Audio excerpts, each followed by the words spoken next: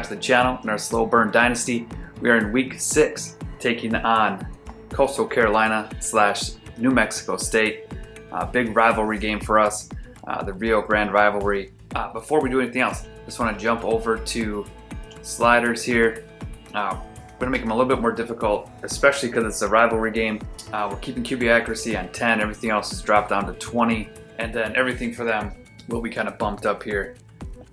Hopefully we can get a really tight, close game. Since it is a rivalry game, I want them to be a little bit more intense, and hopefully these sliders will do that. All right, let's jump into recruiting. We've got a ton of recruits visiting this week, so it's really important, 1, that we win, and then 2, that we put up the right stats for the right guys coming in. All our points are allocated for. We may do some adjusting, but the guys that are coming in to visit, I want to keep them as many points as possible. So let's check in with everyone here. Clint Johnson continues to go up by 500. Air Force does have a visit, but I'm hoping with a visit this week for us and 500 into him, we can lock him up right now. John Muse, same deal. Nobody else has a scholarship on him, but hoping to lock him up this week. Marcus Bridges, the same. Nobody else going after him. Hopefully we can impress him this week and lock him up. Sean Maxwell, same deal. These top guys really wanted to get in early, jump ahead of the competition, and then hopefully sign them and set the tone for the rest of our board. Billy White, same. More people going after Billy White. That's kind of how offensive linemen go, but hopefully we can build a big lead. If not, sign him this week. Matt Jones, we got a big lead. He's coming in. Middle Tennessee State's coming after him. But again, these top 6 guys already. We're pulling ahead. They're all above. These 2 guys are 73 and 60. Everybody's kind of in the 80 to 90-ish range, which means that they're going to be ready to sign. So I'm hoping that we get them this week and really just kind of lock down that class early. I know it's maybe not likely, but a guy can hope. There's Sean Johnson, no visit yet, not quite ready, but pulling ahead by 50 over Boise State, which looks good. Richard Hancock has a few other teams going after him, but we continue to pull away. Matt Anderson, kind of the same deal. Ray Mitchell, Vince Whitaker, hometown kid. Not as impressed with his numbers as, say Ray with the speed. So not putting as many points into him, but we continue to pull away little by little. Johnny Turner started investing more in him. He's got the speed, acceleration, he's got some finesse moves, some zone coverage. So it'd be great to get him. We need a kicker. Daryl Harris could be that guy. We continue to pull away at 450. Andy Allen is new to our board. Again, doesn't fit our criteria of 65 overall out of state, but since we beat Nevada, we decided to take him. David Finley looking good here. Actually going to throw a scholarship on him. Matt Allen, we're looking good. Get a scholarship on him. Ryan Waller, we're looking good, but we're only going up 40, so I'm going to take 50 off of Collier here and get Waller a scholarship, and then Collier will continue to pull ahead, just not by as much. John Parham continue to make ground. Burns is there. Nick Williams, we are hoping he can continue to gain ground, but he looks like he is out of reach with Houston, so we'll let him go. Marcus Young, solid. Nate McCullough, solid. Isaac Simon, solid. Jason Anderson, solid. Brandon Brown, solid. Aaron Johnson's a new guy on the board. We're going up 220. Vincent, Lester. I hate that we're going down just 5.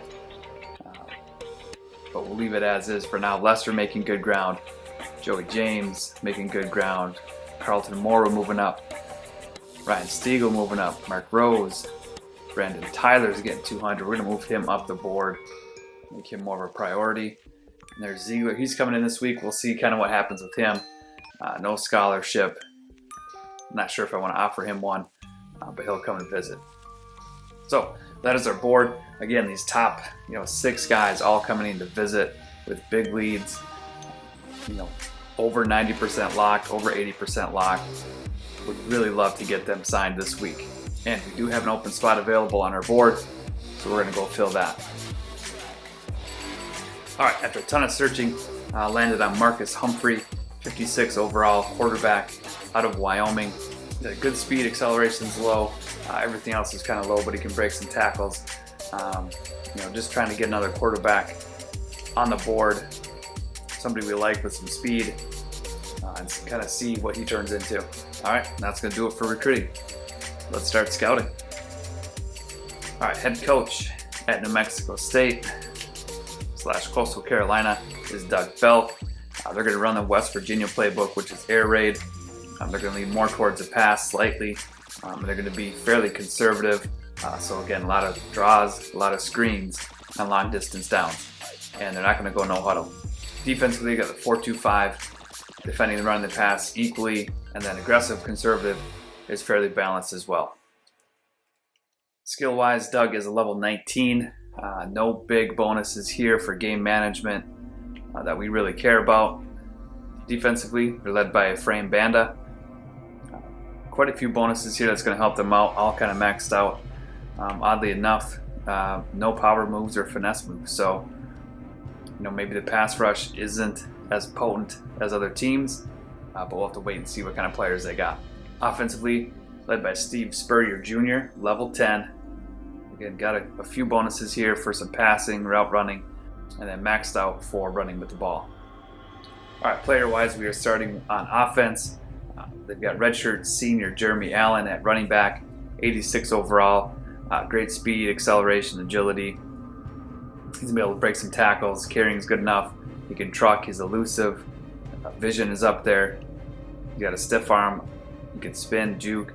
He looks like a solid running back. Then on the outside, they've got redshirt senior wide receiver Luke Williams, 85 overall. Good speed, acceleration. Catching stats are really good, 88, 87, 95. Spec catch is up there at 89. Jumping. He's got a release, so we can't really jam him. And then he's decent with the ball, but looks like a weapon on the outside. And they've got senior tight end Oscar Wilde.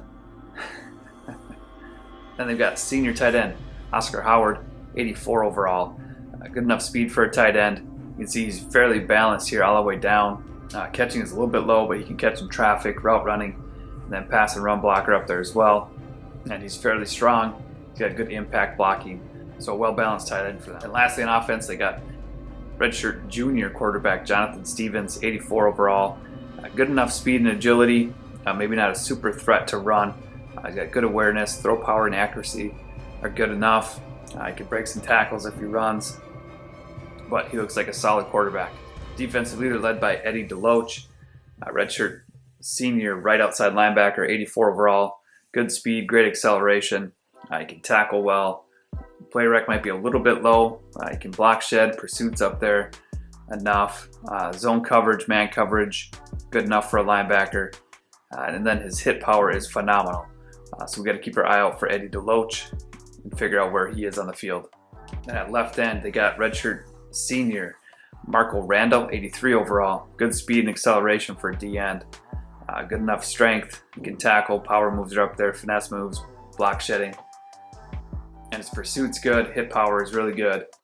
So somebody we may have to shift our protection to and possibly run away from, or put him in a bind on read options. Then they got cornerback Kyle Brown, redshirt sophomore, 79 overall. Good speed, acceleration, agility, good awareness. Man and zone coverage are up there. Press is good enough. Can catch well enough for a D-back. Play rec is up there. Pursuit's good. Tackle's good enough for a corner. I mean, he's fairly young, but looks like he's going to be a playmaker for them for quite a few years. And then lastly on defense, they got left outside linebacker Jason Weatherford, redshirt junior. Good size at 6'3", 231. 79 overall. Good speed and acceleration. His defensive attributes are well balanced. Tackle 78, play rec 76, block shedding 77, pursuit 78, zone coverage 77, man 76, hit power 89. Looks like a really solid linebacker for them. All right, that's it for the top players. Let's take a look at their depth chart, see if we can find any weaknesses. All right, we saw Jonathan Stevens, solid quarterback as a redshirt junior. They got Eric Johnson right behind him, who looks solid enough. Then a freshman, Nathan Fowler. Running backs, they got Jeremy Allen. Jasper Walker looks solid. Fullback, I'm sure they probably don't really use. Wide receivers, there's Luke Williams, Bo East, Demetrius Williams. Looks like they're okay wide receivers. Got some speed here maybe, but just solid guys. And I'm thinking our corners can handle them. Tight end, there's Oscar Howard, and it drops off to Robert Hill and Derek Harrell. Left tackle is Brian Johnson, 82. Left guard, 75. Looks like we're going to be well matched here. Center is 83. Right guard, 69. Right tackle, 76. So I like the matchups up front for us defensively. On defense, there's Marco Randall, 83. Right end is 78. D tackle, 73, 70. So it looks like we're going to be matched up well, again, on the line offensively as well. Linebacker, we saw Weatherford. He looks solid. I'm sure he'll be flying around making plays. Donald Jennings, again, acceleration's up there. Looks like a solid linebacking core. Then Deloach here at 84. Again, good speed at the linebacker position. So hopefully we can, take care of some double teams early at the initial point of contact on the line, and then get to the linebackers. Cornerbacks look a little bit low. Robbins is 74. Kyle Brown is 79. I'm not sure why they did this, but looks like it's going to be a good matchup, even matchup with our wideouts here, with these four guys. At safety, they go, Tom Bishop at 76, not the fastest, and then Mark Harvey at 76. I just want to check out their safeties, zone coverage, man coverage. So man coverage for their free safety, zone coverage is low, and then it flips for their strong safety, which probably balances them out. So if we think they're in zone, we want to attack the free safety. If they're in man, we want to attack strong safety. Let me make a note of that. Kicker, 65 overall, so that plays into our favor. Punter, decent at 75. Kick return is going to be Jasper Walker. Looks like he has solid attributes there. Good speed, acceleration, strength. He's a punt returner as well. And then Isaiah Copeland is their long snapper. All right, now that we scouted, let's head to the event wheel and see what's happening with our team this week. All right, you'll notice that I did add quite a few more things to our event wheel just to make it a little bit more random. I added equal, good, and bad, and I just added things that affect the slider, so either in our favor or in the computer's favor. All right, first spin.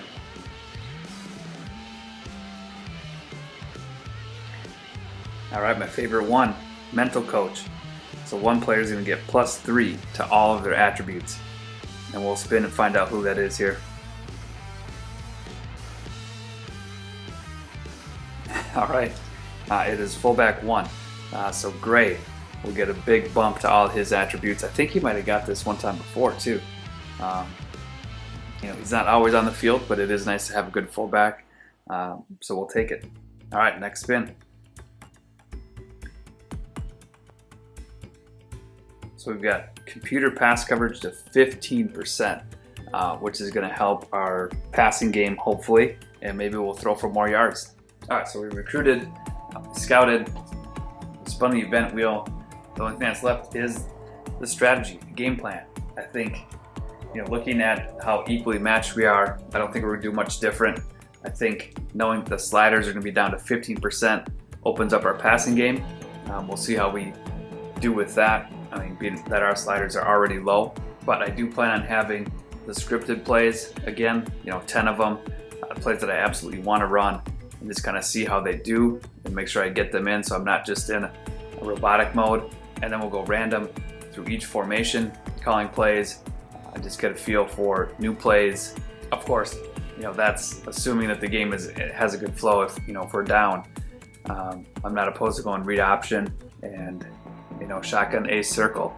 I do really like the scripted plays. I think that just gives me a little bit more confidence. Makes it a little bit easier calling plays knowing that these are the 10 I want to start with, giving the right circumstance, the right down and distance and stuff like that. But I know what I'm looking for, and it's just a little bit quicker rather than trying to decide on the spot, which is why I'm sure actual coaches use it. So other than that, I didn't see a lot of advantages. Maybe we have some on the O line, on the D line, but I think it's going to be a wash everywhere. I think their quarterback is really good, their running back, and they have one good wideout and tight end.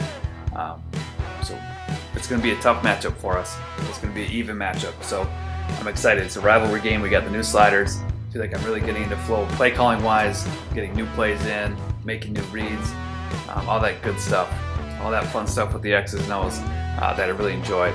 So That is going to do it for this episode. I hope you enjoyed, and until next time, keep gaming, keep growing, keep celebrating those obscure victories.